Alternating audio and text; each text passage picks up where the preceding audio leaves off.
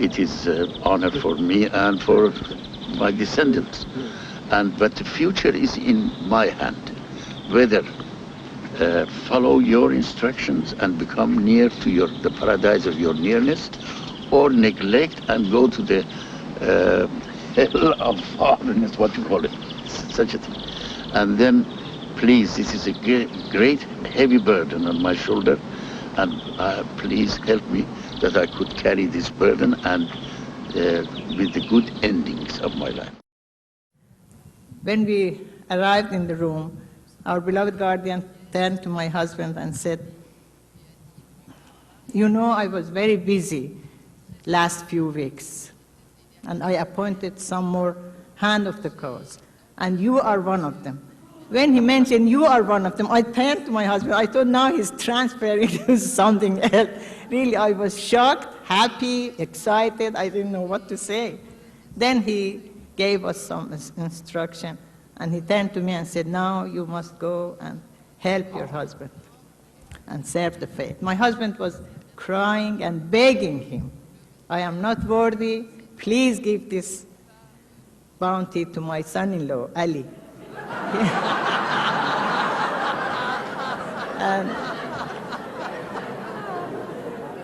And guardian said, "No, this is your reward. His time will come."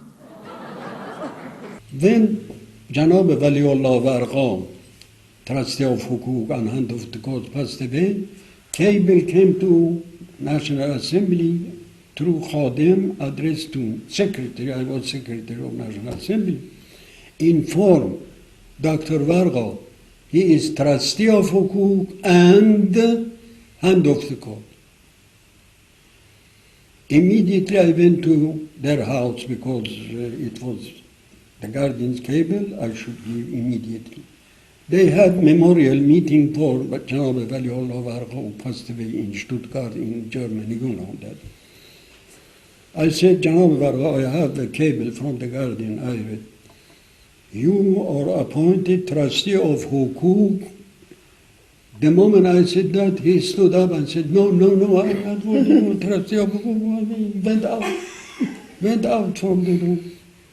And many people, they were amazed. Why he did?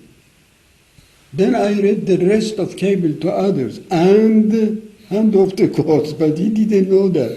He didn't hear that. Just trustee of Hukuk, he went out. Then he came to the room. Everybody greeted him, "Janab Varga, your hand of the court." He said, no, I am just trustee of Hukuk. I said, "Janab Varga, come and sit next to me. You should read the cable of the guardian." He said, "Trustee of Hukuk and hand of the cause of God, this is his cable. Accept that." You don't know what happened to him. He began to leave and cry. That's it is the guardian. And I tell you, in the conclusion, I met Hazrat Ahmadullah. I met all 32 hands of the cause. I met them personally. Everybody thought that they are not worthy to be hand of the cause. I couldn't find even one to say, "Oh, all right, the guardian appointed me hand of the cause." Well, I can remember when he told me that he was going to make me hand of the cause after my father passed away, and I didn't like it at all. Yes. And I wept and I wept and I wept and I begged and I begged and I begged, but it didn't do any good. He did the same. Well, that makes two of us. She was so devoted to him. But in speaking about her, in a telegram to the Baha'is of Canada, he said, "She who is destined to be my helpmate, my shield from the darts of the covenant breakers, my indefatigable collaborator in my arduous labors." And that is what she was.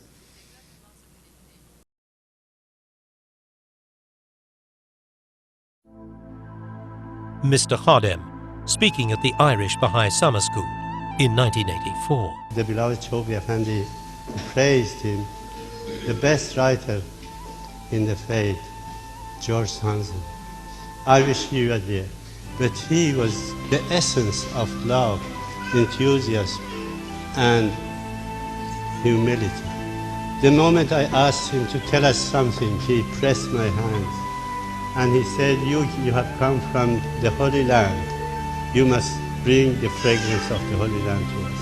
And he didn't speak. In view of the exceptional honours bestowed on him by Shoghi Effendi, today this bust of George Townsend represents a symbol of scholarly achievement and is awarded in his memory to deserving publishers by the Association of Baha'i Publishers. Mr. Robarts speaks about his fellow hand, Mr. Banani. The Guardian expressed the fact that he was the father of Africa, and he was so greatly loved by so many people. And when I began to tell him the things that the Guardian had said about him, he was embarrassed.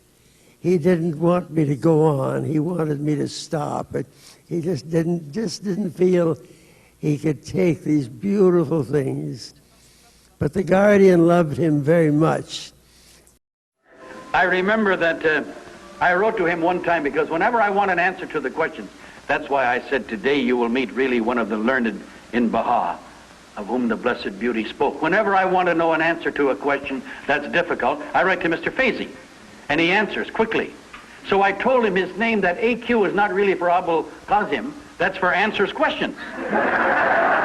And that the F for Faizi is also for fast, because he is a source of no ending help to me. I always know where to turn if I want an answer to a difficult question. And then I'm always asking him to read to me out of the books. When we were in the Holy Land, when the hands we were serving in the Holy Land, and we'd be at the mansion meeting at one of our great gatherings, I would get Mr. Faizi to stay up late, and we'd go outside by the light on the mansion looking out over toward the sea, toward Akka, and I'd ask him to read to me from the Persian books I couldn't understand. This time I wanted to hear from the Farayed by Mirza Abul Fazl. And he's reading to me, and we're laughing and having a wonderful time, and all of a sudden the door from the beloved Guardian's room where he used to stay in the mansion opened, and Amatul Baha, Ruhia Khanum, stuck her head out, and she said, "Will you two mujtahids go to bed so the rest of us can sleep?" So you know how close and tender I feel about Mr. Faizi. And during those days after the sign of God on earth, the beloved of our hearts, winged his flight to his everlasting nest, he was a great source of joy to all of us. His love for the beloved Guardian, for that precious pearl that hath gleamed from out the twin surging seas, that sacred bough that hath branched from out the twin holy trees, you will feel here this afternoon, I'm sure. I didn't know Mr. Faizi at all when Marguerite went on pilgrimage, but she came back and she said in her notes, she was reading them to me, and some of the friends at the table wanted to know, how should we teach the cause of God, beloved Guardian? And he said to look at Faizi, who was then in the Arabian Peninsula, Bahrain. No ability to talk to anyone in that hostile country, moving from place to place amongst the friends. And they had such tender love for him. He lived the life, of course. The distinguishing characters of the Baha'i community he exemplified in his personal life. So to paraphrase my friend Robert Quigley, it is an honor and a joy for me to be on the same continent with him, to be in the same hemisphere, to be in the same state, in the same city, and to be even in the same room with the tender and dear, loving fellow hand of the cause, Abul Qasim Faizi.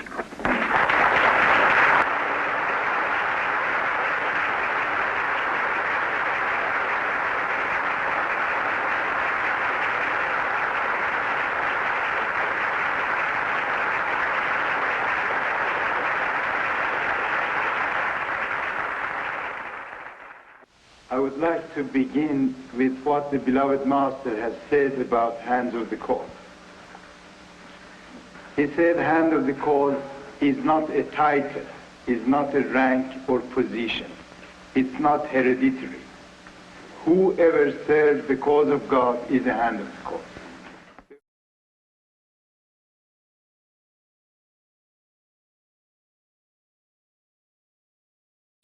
One evening he spoke of the studying the teachings, deep study, and he said that no Baha'i today had time for much research outside of the teachings with their daily labors and their professions, but that they should go deeply, deeply into the teachings. Of course, your pilgrimage in Haifa begins when you take the hand of the revered guardian in that wonderful, long, low dining room where he has dinner with the Western pilgrims, and you feel his love for us all. And it ends when your eyes rest for the last time on his beloved face. And then in between, he crowds so much upon you for the believers, the American believers, and the believers around the world, that your feeling of inadequacy reduces you to a fleck of dust. Shoghi Effendi never spoke of himself. And one of the things that interested me very much is when he was talking about the cause and its development. He'd speak about the conditions in the days of the Bab. And he'd speak about the conditions and the activities of the faith in the days of Baha'u'llah.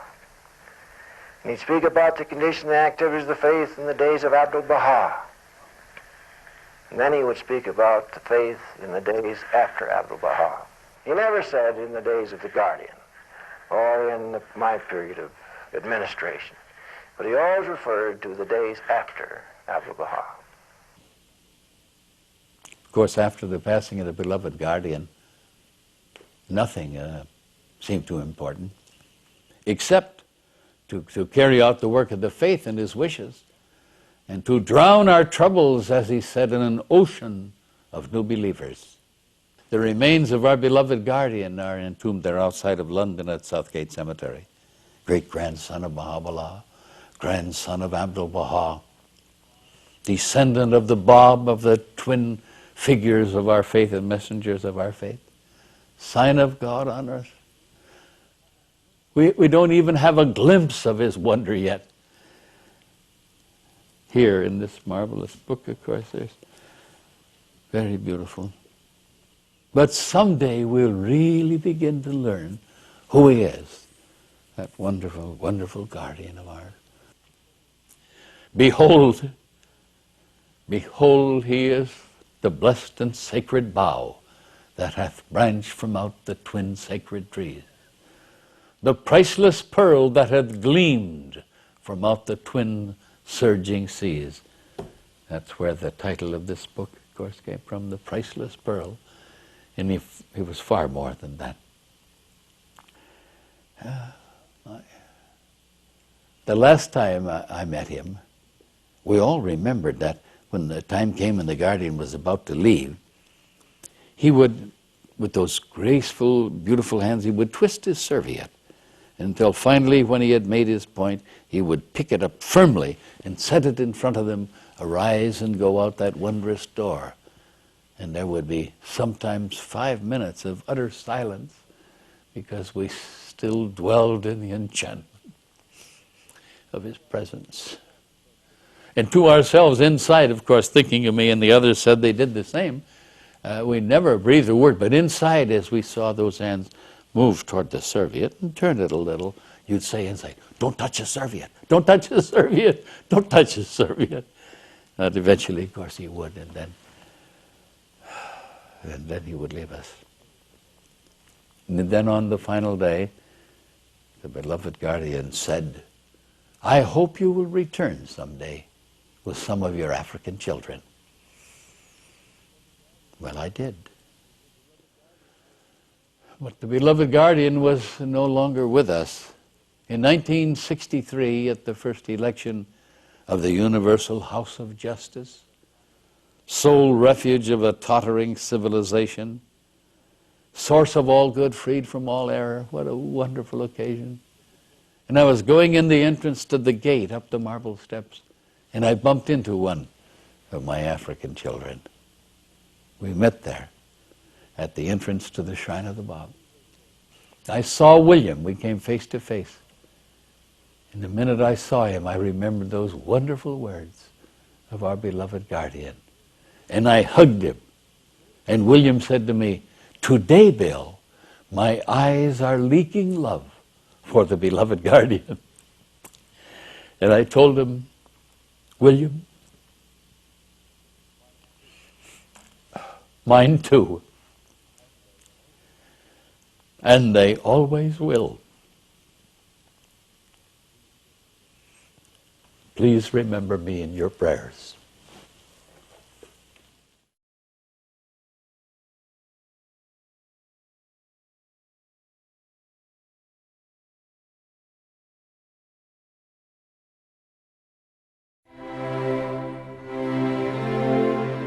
The topic closest to the hearts of the Hands of the Cause of God was devotion and servitude in the path of their Lord.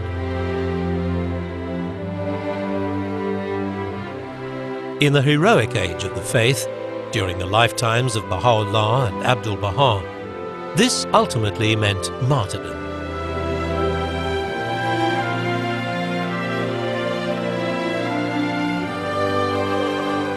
As was the case for Vadwa and his son Ruhullah. In the formative age that followed, other forms of sacrifice were called for.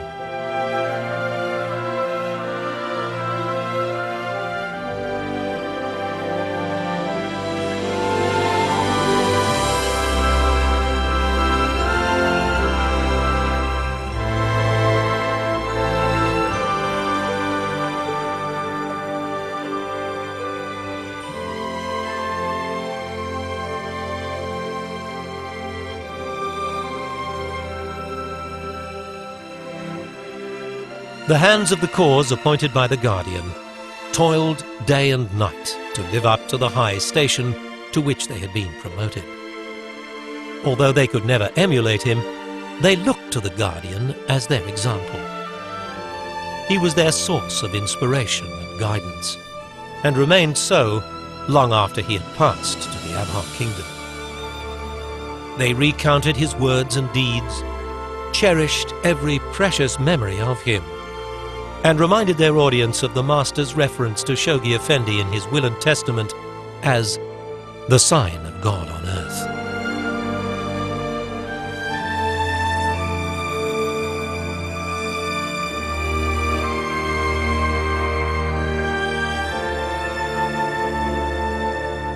As chief stewards, they saw that their supreme mission after Shoghi Effendi's passing was to navigate and bring safely to harbour their beloved leader's 10-year global spiritual plan, and to hand over the reins of power to the then-elected First Universal House of Justice.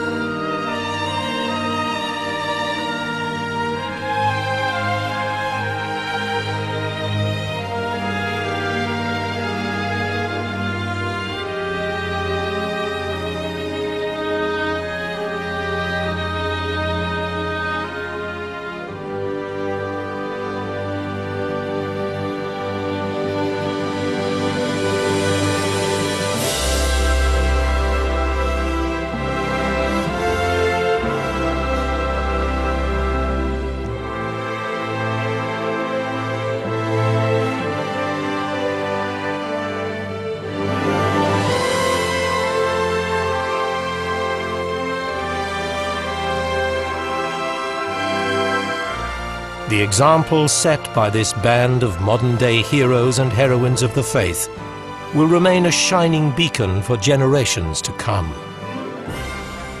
The legacy they leave behind will last forevermore.